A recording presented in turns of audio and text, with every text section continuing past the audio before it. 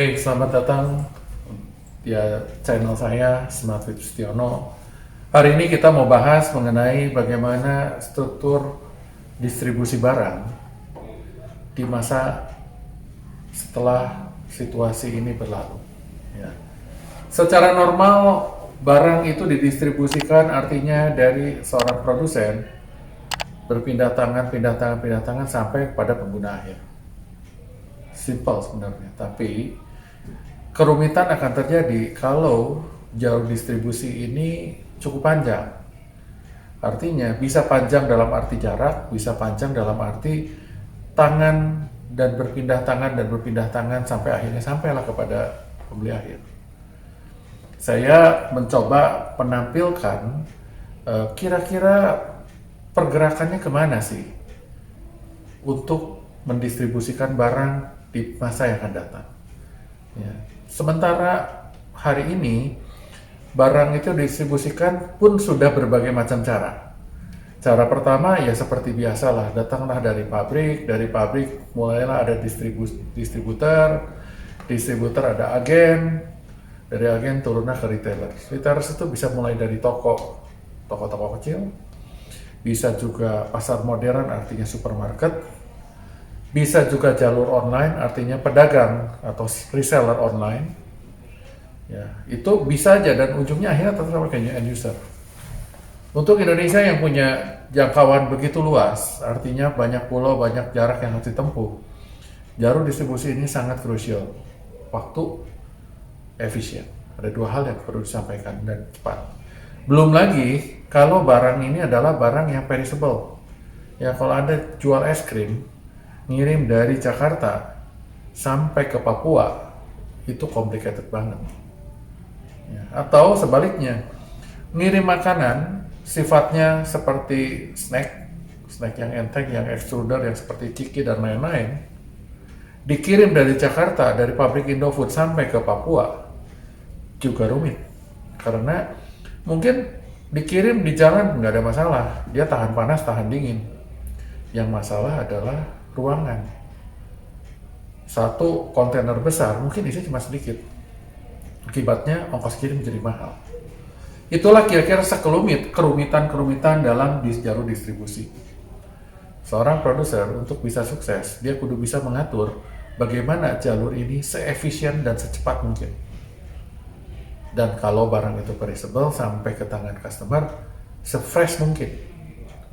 Tentunya memang benar kalau kirim es krim ada truk pendingin, ada kontainer pendingin, tapi tetap turun dari kontainer, masuk ke truk, itu ada jeda, ada proses. Proses itulah yang kadang-kadang mengganggu dan jadi mahal. Bisa, tapi lama dan mahal. Nah, setelah situasi ini berubah, perusahaan ditantang untuk semakin efisien. Jalur yang normal, yang seperti biasa, itu udah nggak cukup lagi.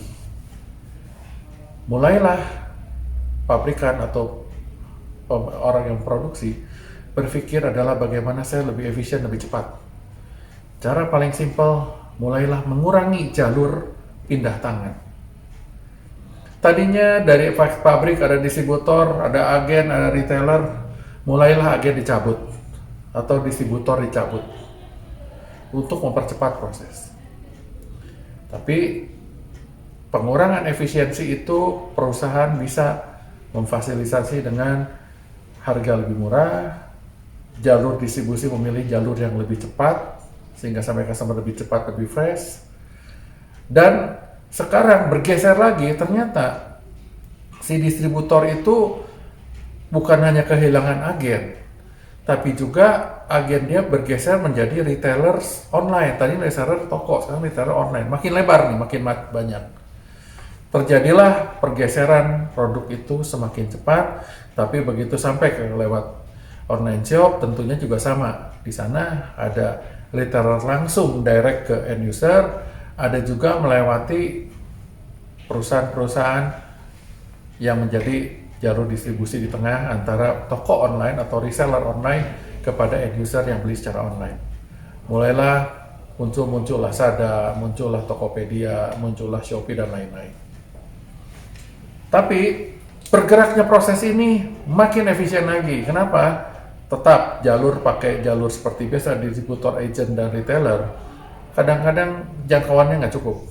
Sedangkan toko online, di mana jalur internet itu ada, even beda negara pun bisa dibeli, bisa nyampe. Mulailah terjadilah perubahan-perubahan tadi, dan bahkan pabrik masih nggak puas juga. Kalau saya jual lewat retailer atau reseller online, kenapa tidak saya langsung bekerja sama dengan pengelola toko online tadi yang besar. Mulailah orang menjual langsung lewat Lazada.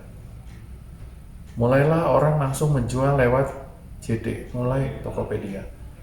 Jadi ada satu layer lagi yang diefisienkan adalah reseller online biasa. Jadilah ke end user. Bahkan mungkin nanti, dan gak akan lama lagi, muncullah yang namanya factory direct. Pabrik akan bisa menjual kepada end user, ya, dan dia langsung pesan ke pabrik karena dia merasa bahwa pabrik bisa mengefisienkan lebih jauh lagi. Kenapa? Dia bisa memberikan harga, memberikan potongan, memberikan kebebasan ongkos kirim dan lain-lain langsung ke end user, even tidak melalui toko online.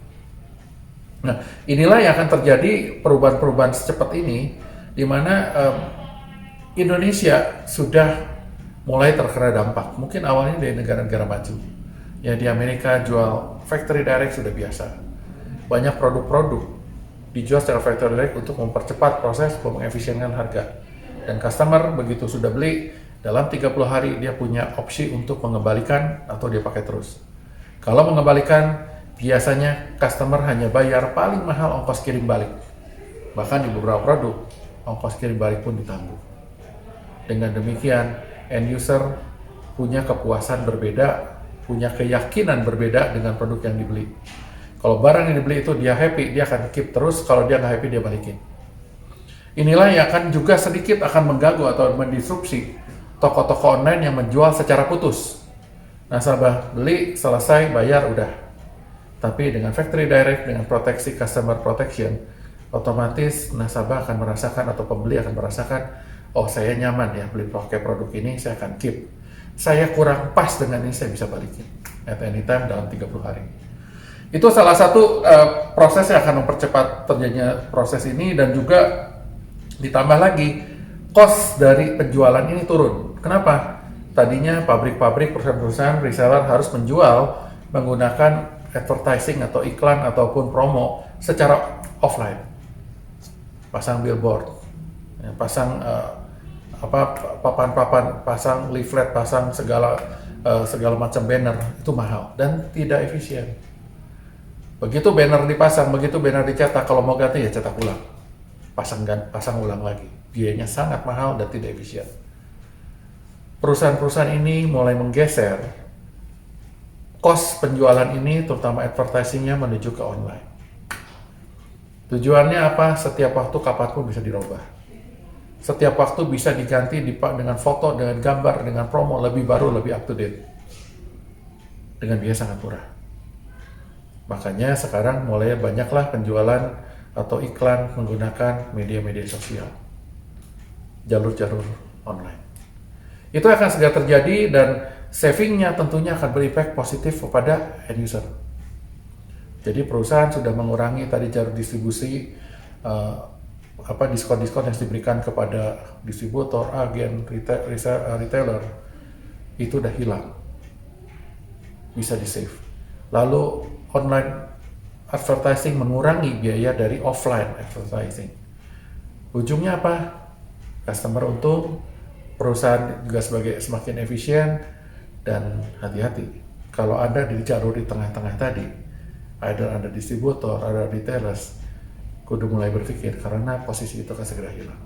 Oke, itu aja sedikit video pendek dari saya. Semoga cerita ini bisa menginspire Anda semua dan mulai sadar bagaimana kita segera bergerak.